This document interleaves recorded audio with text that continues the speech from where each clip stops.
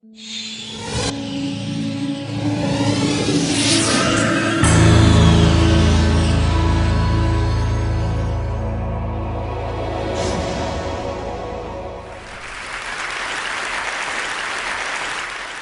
I want to talk about today is one idea. It's an idea for a new kind of school which turns on its head much of our conventional thinking about what schools are for and how they work. And it might just be coming to a neighborhood near you soon. Where it comes from is an organization called the Young Foundation, which over many decades has come up with new innovations in education, like the Open University, and things like extended schools, schools for social entrepreneurs, summer universities, and the School of Everything.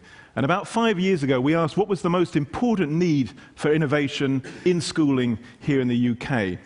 And we felt the most important priority was to bring together two sets of problems. One was large numbers of bored teenagers who just didn't like school, couldn't see any relationship between what they learnt in school and future jobs, and employers who kept complaining that the kids coming out of school weren't actually ready for real work, didn't have the right attitudes and experience. And so we tried to ask what kind of school would have the teenagers fighting to get in, not fighting to stay out. And after hundreds of conversations with teenagers and teachers and parents and employers and schools from Paraguay to Australia, and looking at some of the academic research which showed the importance of what's now called non-cognitive skills, the skills of motivation, resilience, and that these are as important as the cognitive skills, formal academic skills, we came up with an answer. A very simple answer in a way, which we called the studio school. And we called it a studio school to go back to the original idea of a studio in the Renaissance where work and learning are integrated. You work by learning and you learn by working. And the design we came up with had the following characteristics. First of all, we wanted small schools, about 300-400 pupils, 14 to 19-year-olds, and critically, about 80% of the curriculum done not through sitting in classrooms, but through real-life practical projects working on commission to businesses, NGOs, and others. That every pupil would have a coach as well as teachers, that would have timetables much more like a work environment and a business, and all of this would be done within the public system, funded by public money, but independently run. And all at no extra cost, no selection, and allowing the pupils the route into university, even if many of them would want to become entrepreneurs and have manual jobs as well. Underlying it was that some very simple ideas that large numbers of teenagers learn best by doing things, they learn best in teams, and they learn best by doing things for real. All the opposite of what mainstream schooling actually does. Now, that was a nice idea, so we moved into the rapid prototyping phase.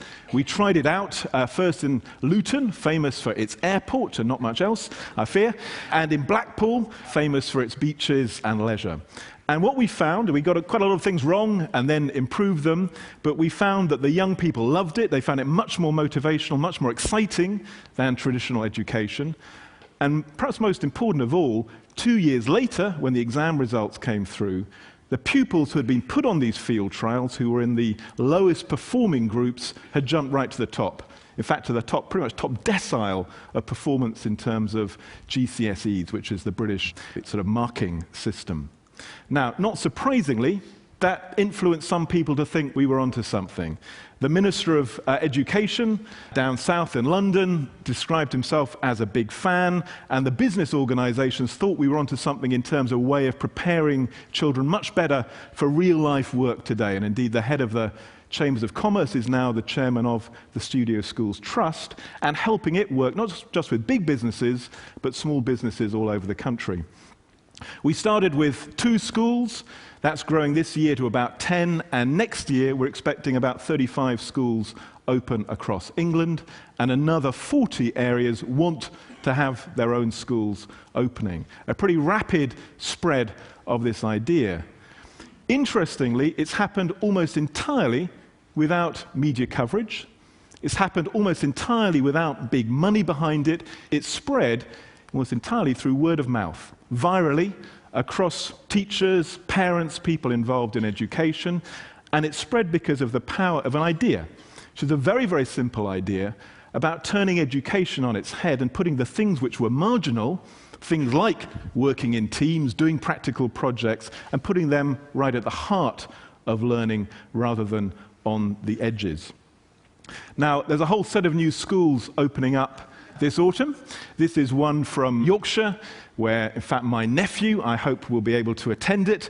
And this one is focused on creative and media industries. Other ones have a focus on healthcare, tourism, engineering, and other fields. We think we're onto something. It's not perfect yet, but we think this is one idea which can transform the lives of thousands, possibly millions, of teenagers who are really bored by schooling.